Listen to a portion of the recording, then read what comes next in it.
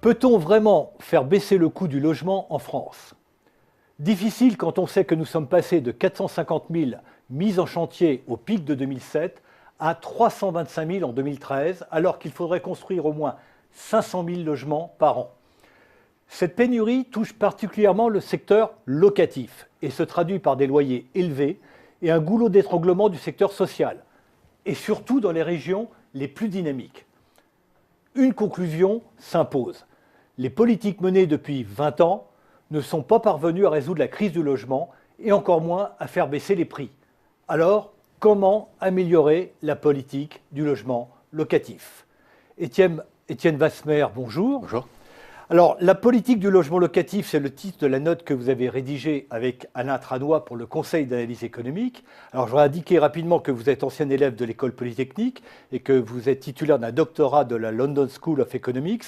Vous êtes également professeur à Sciences Po Paris et membre du Conseil d'analyse économique. Alors, on l'a fait sentir en introduction, la politique française du logement coûte cher. J'ai noté qu'elle s'élevait à 40 milliards d'euros en 2010, dont 16 milliards pour les aides au logement. Et pourtant, nous avons des loyers élevés et un déficit de la construction. Pourquoi cette politique du logement est aussi peu efficace avec ces 40 milliards? C'est compliqué de répondre en une seule phrase. Disons que c'est un domaine qui effectivement est encore assez mal évalué. Il y a effectivement beaucoup d'interventions publiques qui nécessitent beaucoup de regards extérieurs.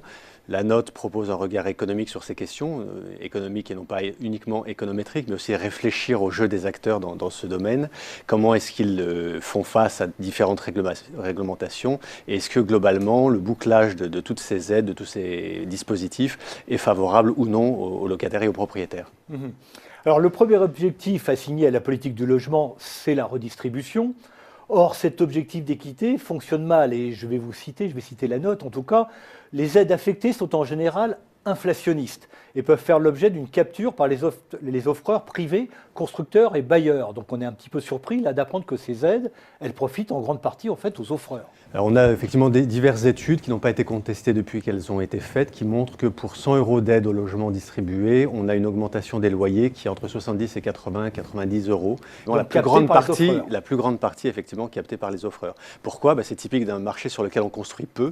Quand on construit peu et qu'on donne de l'aide pour louer, eh bien ça fait monter les loyers de façon assez mécanique. Donc là c'est le déséquilibre entre l'offre et la demande qui provoque cette capture. Entre l'offre et la demande avec une offre qui réagit peu dans le court terme. Alors dans le moyen ou long terme, ce qui peut se passer, ça s'est passé pour les logements étudiants, c'est que ça a suscité une offre nouvelle de logements pour les étudiants, donc plutôt quelque chose qui a marché. Dans le cas des étudiants, on note moins cet effet de capture? Il y a eu un peu moins d'effet de capture et c'est passé plus dans l'offre, mais ça s'est fait peut-être aussi au détriment de logements de plus grande taille qui ont été subdivisés pour permettre la création de ce parc. Et effectivement, en fait, toute l'histoire, c'est de pouvoir arriver à construire et une fois qu'on a un marché plus fluide au niveau de l'offre, du foncier qui se libère, au niveau de la hauteur des immeubles, une fois qu'on débloque un peu tout ça, on peut espérer que ça va améliorer la situation et que les aides publiques ne seront, disons en l'occurrence sur les aides au logement, seront moins inflationnistes. Alors autre point sur lequel vous insistez dans cette note, c'est que ce ne sont pas les plus défavorisés qui bénéficient le plus du parc social. Oui, alors il y a deux grandes composantes des aides et de l'aide de l'intervention de l'État. C'est les aides au logement dont on vient de parler, qui elles sont très redistributives. Elles sont inflationnistes, mais elles ont le mérite d'être redistributives. Elles sont vraiment calculées pour les plus bas revenus. Et puis il y a le secteur du logement social, où le paradoxe, c'est qu'il est plus avantageux pour le 3e, 4e décile, c'est-à-dire les 30-40% de gens qui ont les revenus les plus bas, mais pas forcément le 1er et le 2e décile. Donc ça pose la question de savoir pourquoi c'est comme ça. Oui, la réponse est très justement simple. C'est parce que le logement social veut éviter une trop grande concentration de la pauvreté. Donc il ouvre le logement à plusieurs catégories de population, avec des gens dont les revenus vont en gros jusqu'au 60e à peu près centile de la distribution des revenus. Donc les 60%. Il y a peut-être l'idée de faire une espèce de péréquation des risques, donc d'avoir des populations moins défavorisées, mais qui paient leur loyer, dont on est assuré qu'elles paient leur loyer. Alors l'objectif de mixité sociale, donc il est quelque chose auquel les acteurs du logement social tiennent beaucoup. Et en même temps, on peut se poser la question de savoir pourquoi est-ce qu'on est obligé de passer par le logement social pour faire de la mixité. On pourrait très bien imaginer que dans des blocs résidentiels nouveaux, on réserve une partie des logements à du parc privé, une partie des logements à du parc social, et qu'il y a une coexistence des deux qui permet au logement social de se recentrer sur sa vocation, qui est d'aider les plus défavorisés, de loger les jeunes ménages, les gens en difficulté. Parce que c'est quelque chose sur lequel vous insistez, c'est que la politique du logement et la politique sociale du logement conduit à une concentration de la pauvreté, en fait. Oui, parce que justement, avec cette idée de concentrer tous les logements sociaux dans les mêmes blocs résidentiels, ça conduit nécessairement à cette augmentation de la concentration de la pauvreté. Et donc, il faut essayer d'imaginer d'autres mesures qui, d'ailleurs, ont été expérimentées dans beaucoup de villes, Paris, Rennes, d'autres endroits où on a pu expérimenter ce type de mixité à travers les résidences d'un même immeuble, par exemple. Alors le second objectif de la politique du logement, elle est tournée vers l'emploi et la croissance, et vous avancez qu'il y a un lien entre le logement et le chômage. Et je vous cite à nouveau, les propriétaires et les locataires du parc social tendent à rester plus longtemps au chômage que les propriétaires accédants et les locataires du parc privé. Alors, il y a eu effectivement beaucoup de travaux sur la mobilité et le chômage, et les études d'Andrew Oswald notamment et de Blanche Flower ont montré que dans les endroits où il y avait le plus de propriétaires, il y avait aussi le plus de chômage, qui était un paradoxe puisqu'on serait attendu à l'inverse. Et une des raisons, c'est effectivement un lien avec la mobilité. Les gens qui sont en train de rembourser un logement ou qui sont locataires sont plus mobiles que les propriétaires qui, eux, ne veulent pas bouger. Ce que vous voulez dire, c'est par exemple, quand on est dans une région sinistrée au niveau économique, si on est propriétaire ou si on est titulaire d'un logement social, on ne veut pas bouger, on ne peut pas bouger. C'est une des conséquences négatives de la politique du tout propriétaire contre lesquelles les économistes avaient mis en garde le pouvoir de l'époque, c'est de dire si vous incitez des gens dans des régions en déclin à devenir propriétaires, lorsque leur usine va fermer, ils n'auront pas d'autre choix que de rester dans le logement qu'ils occupent. Parce que plus personne ne va leur acheter. C'est très différent dans des pays comme les États-Unis ou l'Allemagne, par exemple. Oui, la mobilité est structurellement beaucoup plus grande et en général, ça s'accompagne des dérives sociales aussi. C'est ce qu'on appelle les foreclosures. Les gens sont mis à la porte, ils n'arrivent pas à rembourser leur emprunt et donc ils doivent partir très rapidement. Et donc là, l'ajustement se fait par les prix. On est dans une politique très libérale, mais dans un cadre français, qu'est-ce qu'on pourrait faire pour encourager la mobilité? Fluidifier le parc locatif privé. Donc c'est ça vraiment l'accent. Si vous voulez, les politiques des 40 dernières années ont mis l'accent sur le logement social et l'accession à la propriété, qui sont les deux parcs où la mobilité est la plus faible. Et il nous semble que, c'est un peu ce qu'on dit dans cette note, qu'il faut au contraire favoriser la fluidité du marché locatif privé. L'idée n'est pas d'empêcher les gens de devenir propriétaires, mais il faudrait que tout le monde puisse être locataire s'il le souhaite. Or, dans le système actuel, le parc locatif privé, c'est 20% de l'ensemble du parc. Il est très régulé. Il est très difficile de loger quelqu'un qui n'a pas les revenus suffisants, a fortiori des gens au chômage ou en CDD. Et donc, on voit même au niveau des jeunes professeurs qu'on recrute dans nos universités, s'ils n'ont pas un contrat permanent de fonctionnaire, c'est très difficile pour eux de se loger dans les grandes villes. On a un problème de stock, mais de logement, mais on a aussi un problème de file d'attente, en quelque sorte, du fait de ce manque de mobilité. Alors ça, c'est le premier effet par lequel il y a du chômage qui se crée par le manque de mobilité. Le deuxième effet, c'est un effet prix-salaire. C'est lorsque les prix du logement sont élevés, il faut payer des salaires plus élevés. Et ça pèse sur les comptes des entreprises. Et les salaires plus élevés, eux-mêmes, alimentent un peu la spirale inflationniste en termes de loyer. Donc on a un équilibre qui est très différent de celui de l'Allemagne, où avec la démographie faible, les loyers n'ont pas progressé. Du coup, les salaires ont pu rester modérés. Mais il n'y a pas eu cette espèce de spirale inflationniste qu'il y a pu y avoir en France. Alors, sur cet aspect, les conséquences de cette spirale inflationniste, autre aspect que vous évoquez dans la note, même si c'est un petit peu rapidement, vous dites que les prix trop élevés des dépenses au logement en France pèsent sur la compétitivité. On a des études sur ce sujet? Alors, on en a quelques-unes, elles sont d'ailleurs un peu contradictoires les unes avec les autres, donc il faut plus de réflexion là-dessus. Disons que le mécanisme de spirale inflationniste dont je parlais est assez convaincant, et donc c'est ça qu'il faut regarder maintenant, c'est voir quelles sont les vraies causalités qu'il peut y avoir entre salaire et loyer, et savoir si ça pèse sur la compétitivité des entreprises, et au-delà des simples comptes d'exploitation des entreprises. La part de l'immobilier dans leurs comptes est relativement modeste, c'est pas ça qui explique l'essentiel des surcoûts, je pense que ça passe par les salaires. Voilà. Et dans les grandes agglomérations, c'est très clair que c'est difficile de se loger. Et donc, du coup, il faut augmenter les salaires pour pouvoir payer des loyers raisonnables. Alors, concernant le secteur locatif privé, vous préconisez de mettre en place une politique, selon un terme à la mode, de flexisécurité. Ça consisterait en quoi, la flexisécurité dans le logement? Alors, dans le système actuel, on essaye de protéger le bail et non pas le ménage. C'est un peu l'équivalent du marché du travail. On veut protéger l'emploi, mais pas forcément la personne. Et il nous semble qu'il faut un peu changer la logique et de faire en sorte que ce ne soit pas aux propriétaires bailleurs de supporter les problèmes structurels de chômage, de précarité ou de problèmes de revenus qui empêchent de payer les loyers. Or, dans le système actuel, on a à peu près l'inverse. C'est le propriétaire qui prend le risque. Et donc ça, c'est quelque chose qui ne va pas. Donc il y a plusieurs façons façons de sortir de ce dilemme avec les assurances, la garantie universelle des loyers, mutualisation des risques. Une autre façon, c'est de faire en sorte que le débat redevienne un petit peu plus serein.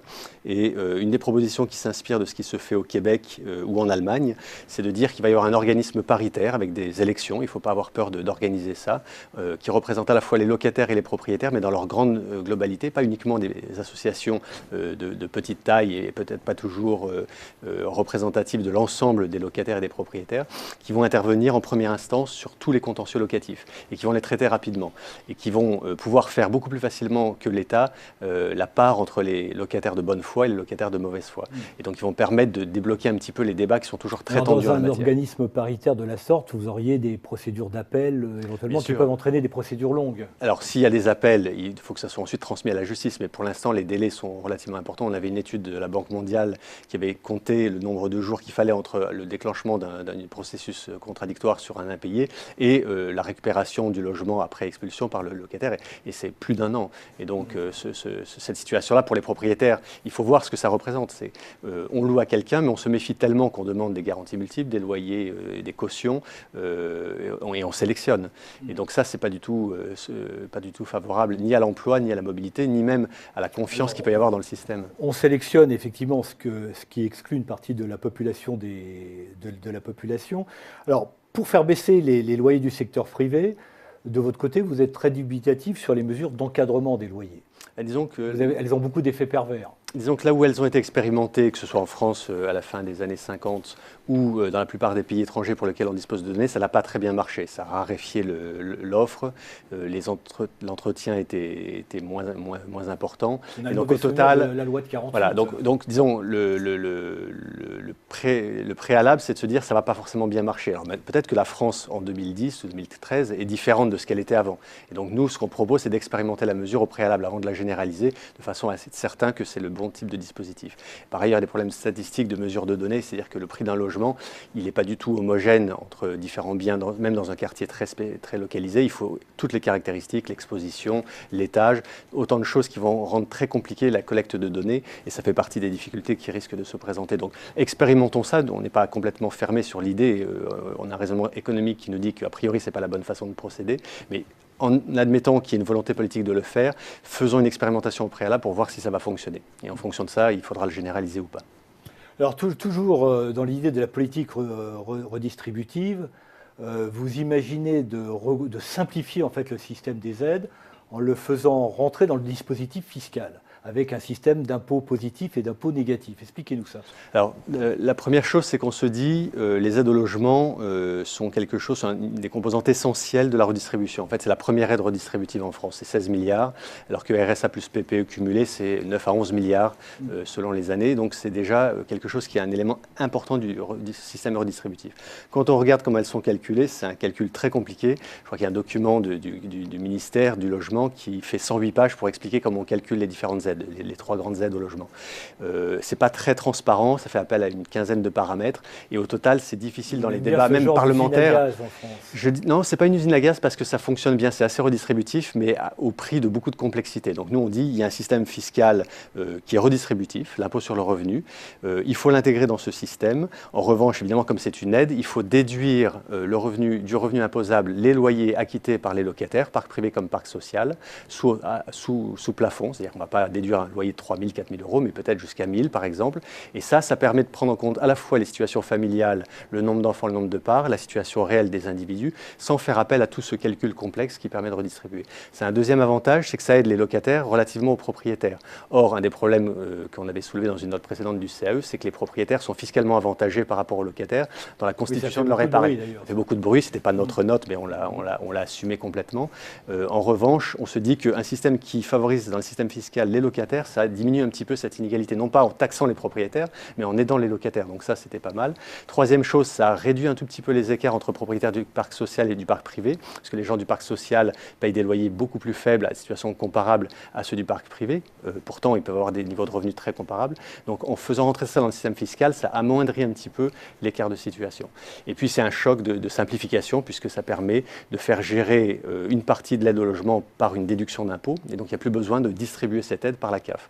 En revanche, la CAF reste, donc les caisses d'allocation familiale, restent décisives pour l'impôt négatif pour les gens qui ne sont pas imposables. Donc les gens qui ne sont pas imposables reçoivent un chèque qui est distribué par la CAF et qui est recalculé en fin d'année pour tenir compte de la situation fiscale. Donc c'est un système qui est assez subtil et qui nous semble être le premier pas d'une grande réforme fiscale d'envergure.